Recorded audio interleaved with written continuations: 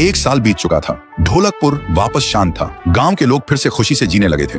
हर पूर्णिमा को लोग एक दिया जलाकर ठुन ठुन ठुन साहुर को याद करते थे। पर एक रात कुछ ऐसा हुआ जो फिर से सब कुछ बदल के रख दिया। लाशें फिर से मिलने लगी। हर 2 दिन बाद किसी न किसी के घर के सामने एक कटी हुई लाश पड़ी होती। गांव फिर से कांप उठा। एक दिन सब लोग महाराज के पास पहुंचते हैं और रो रो कर गांव की घटनाओं के बारे में बताते हैं। रात को महाराज 2 सेनापतियों से कहते हैं, जाओ और खोजो इस कांड के पीछे कौन है। लेकिन सुबह सिर्फ उनकी लाशें लौट कर आईं। एक का सिर था ही नहीं, दूसरे के पैर कट चुके थे। महाराज समझ गए कुछ तो लौट आया है, कुछ जो सिर्फ मौत का खेल खेल रहा है। और फिर कहते हैं, अब इस जंग का सामना मुझे ही करना होगा। उसी रात महाराज चुपके से गांव में आते हैं और एक पेड़ के पीछे खुद को छुपा लेते हैं। और ठीक रात के 2:30 बजे अचानक कहीं से धुआं छा जाता है और उस धुएं के अंदर से एक आवाज आती है।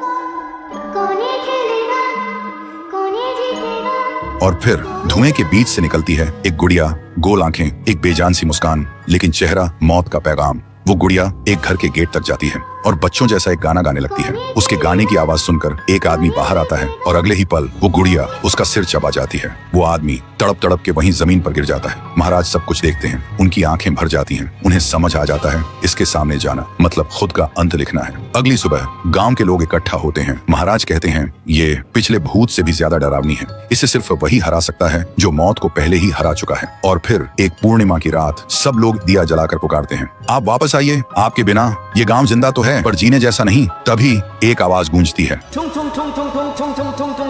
और उसी देह की आग से एक जलता हुआ पेड़ बनने लगता है और उसी पेड़ में से ठुन ठुन ठुन साहुर निकलता है। तभी फिर से वही धुआं छा जाता है और उसके साथ ही एक आवाज।